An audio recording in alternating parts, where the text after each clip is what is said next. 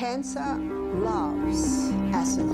In the previous video, internationally renowned health expert Barbara O'Neill introduced 7 alkaline-forming foods that we should prioritize in our diet to support overall health and enhance the body's ability to prevent diseases like cancer. In this video, Barbara will discuss 8 acid-forming foods that we should aim to limit in order to maintain a balanced environment that helps the body naturally protect itself from cancer and other illnesses. As a reminder, maintaining a proper pH balance is crucial for overall health.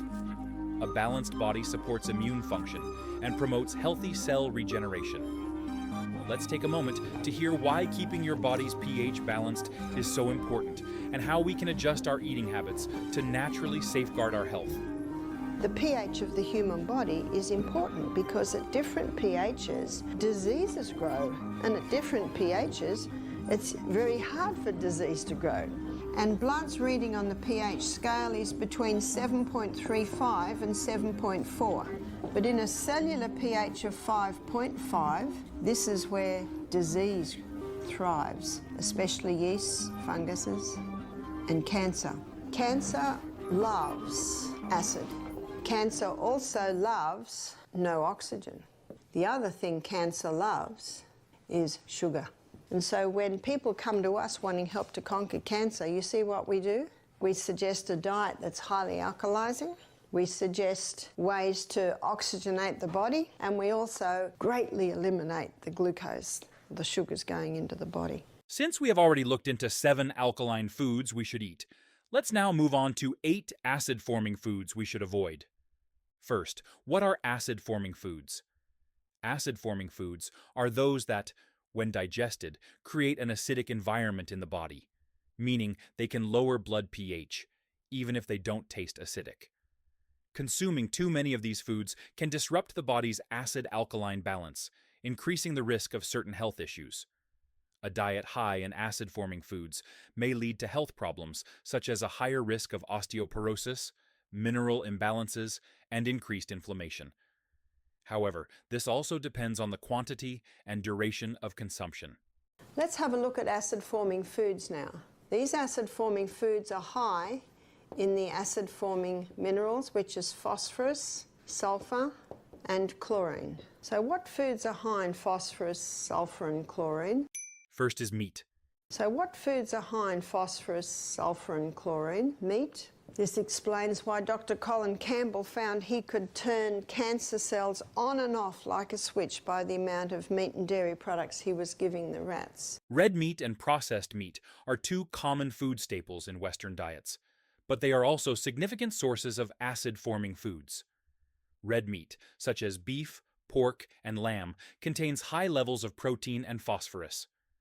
When these substances are digested, they can increase the acid levels in the body, requiring the use of minerals, such as calcium, from bones to neutralize the acid. This can negatively affect bone health and increase the risk of osteoporosis if consumed in excess. In addition to creating an acidic environment, processed meats like sausages, bacon, and deli meats contain preservatives and additives. These compounds can have harmful effects on health, particularly with long-term consumption. Numerous studies have shown a connection between regular consumption of processed meat and an increased risk of chronic diseases, such as cardiovascular disease, type 2 diabetes, and weight issues. To minimize the negative impact of acid-forming foods, we can consider reducing our intake of red and processed meats. Instead, increasing the consumption of alkaline-forming foods like leafy greens, fruits, and plant-based protein sources can help balance the body's acid-alkaline levels and promote overall health. Next is wheat. The hybridized wheat, the hybridization of the wheat created a lot more of the acid-forming minerals. Since wheat is a staple in many people's diets, and I used to consume it daily, I've experienced changes after cutting it out. Let's take a deeper look together at the real issues related to wheat. The original wheat that God made is called Enkenhorn, or some call it just Enkhorn. And that original wheat had a very fragile protein or gluten structure. It is not sure when, but they estimate a couple of 1,000 years ago, Enkenhorn did a wild hybrid with a field grass and came up with the Emma strain of wheat. Its structure, its protein or gluten structure is not as fragile, but it's still fairly fragile. And in the 1950s, it was the Emma strain of wheat that was put through intensive crossbreeding, and it came up with the hybridized wheat that we know today. That hybridization of the wheat created an incredibly complex gluten or protein structure. Today we're looking at how the hybridization process changed the gluten or the protein structure, and it's almost only a cast iron gut that can break down that very complex protein or gluten structure. That explains why so many people are gluten intolerant today. By the 1990s, every pasta, every pizza, every biscuit, cake, cookie, donut, cereal, bread, it's all made out of the hybridized wheat. You see, the farmers love it, and I don't blame them for loving it because they get 6 times more grain per acre. It was zoomed through to help with the starvation crisis in the world, and safety studies were never done. This explains the gluten intolerance that we see today. The 2 most common symptoms of a gluten intolerance is brain fog and bloating. The third acid-forming food on the list is Caffeine. All your caffeine foods and drinks have an acid effect. caffeine is a common ingredient in many foods and drinks, including coffee, tea, soda, and some types of chocolate.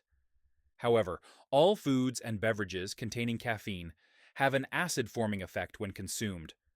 As the body metabolizes caffeine, it produces acidic byproducts, placing additional strain on the body's pH regulation system. Excessive caffeine intake not only disrupts the acid-alkaline balance, but can also lead to mineral depletion, negatively impacting bone health and increasing the risk of chronic diseases. Therefore, managing caffeine consumption is essential for maintaining balance and overall well-being. And of course, caffeine usually comes hand in hand with the sugar, which certainly ups it. And remember our 2.6 Coca-Cola, that's a combination of the caffeine and the sugar. 2.6, this is where Coca-Cola sits. It's a killer, it's toxic. Next, it's no surprise to find refined sugar on this list. Refined sugar, it's very acid-forming.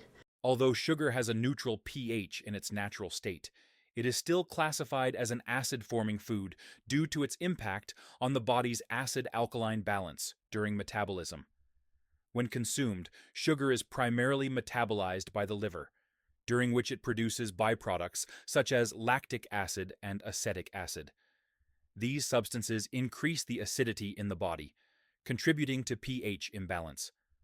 Furthermore, the metabolism of sugar depletes essential alkaline minerals such as calcium, magnesium, and potassium, which play a crucial role in buffering and neutralizing acid. High sugar consumption not only leads to mineral depletion, but also stimulates insulin production, resulting in the excretion of these minerals through urine, further increasing acidity in the body. Additionally, consuming too much sugar negatively affects the gut microbiome, allowing acid-producing bacteria to thrive, which further increases the acid burden on the body. This not only impacts pH balance, but also alters the gut microbiota, an important factor in maintaining overall health. Moreover, sugar contributes to chronic inflammation in the body, and the inflammation process itself produces acidic byproducts, exacerbating the internal acidic environment. Prolonged conditions can create a vicious cycle where acid-alkaline imbalance leads to more serious health issues such as a weakened immune system, osteoporosis, and other chronic diseases. Therefore, controlling and limiting sugar intake is crucial for protecting health and maintaining the body's natural pH balance. An unexpected item to find on the list is aged cheese. Aged cheese, what's the blue in the blue vein cheese? The blue in the blue vein cheese is mould. So the only cheeses that don't sit under that category, the cheeses that have probably a pH of 7 would be your fresh. So that's your cottage, your ricotta. I'm not saying that they are okay because usually they come from cows who have not been fed right or have chemicals in them. Dairy products are often categorized as acid-forming foods based on the concept of potential renal acid load, PRAL. The PRAL index measures the impact a food can have on the body, specifically its ability to increase acidity or alkalinity after digestion and metabolism. Foods rich in protein and phosphorus, such as milk and dairy products, tend to be acid-forming. When these foods are metabolized, they produce acidic compounds that require the body to neutralize or excrete them through the kidneys, potentially increasing the acid burden. Here are a few examples of how common dairy products are classified based on their acid-forming potential. Here are a few examples of how common dairy products are classified based on their acid-forming potential. Milk, mildly acid-forming. Cheese can be moderately to highly acid-forming, depending on the type of cheese. Yogurt, mildly acid-forming. However, it's important to note that the classification of foods as acid-forming or alkaline does not solely determine their health benefits or drawbacks. The key is to maintain a balanced diet that includes both acid-forming and alkaline-forming foods to support overall health and prevent imbalances. The next one is alcohol.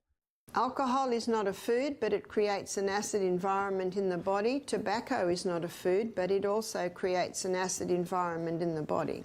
Alcohol breaks down in the body to acetaldehyde, and acetaldehyde is a neurotoxin. We don't want a neurotoxin. A neurotoxin is a brain killer. Eggs are a nutrient-rich food, providing essential proteins, vitamins, and minerals. However, when digested, eggs produce acidic byproducts, particularly sulfuric acid, which forms from the metabolism of sulfur-containing amino acids like methionine.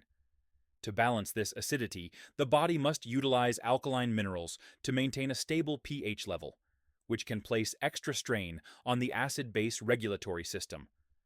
While consuming eggs in moderation offers numerous health benefits, eating too many, especially in combination with other acid-forming foods, can increase the body's acid load, potentially disrupting pH balance and affecting overall health.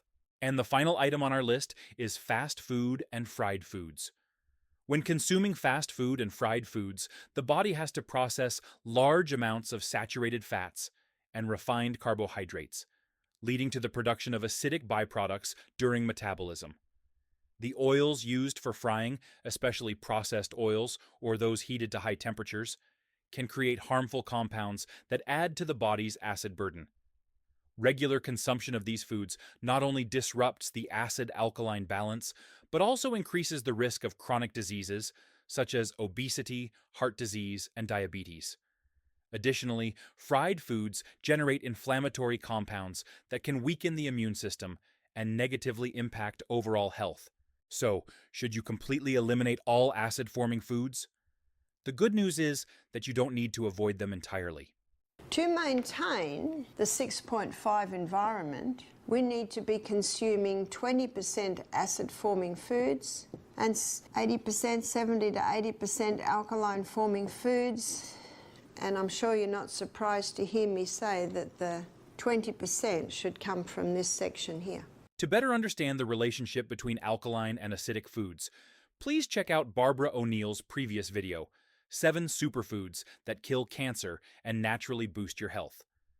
If you enjoy this content and want to keep learning, make sure to hit the subscribe button and turn on notifications so you don't miss any future videos. We have plenty of exciting topics coming up, and I don't want you to miss out. Also, don't forget to like and share this video with anyone who could benefit from it. Thank you for your support, and see you in the next video.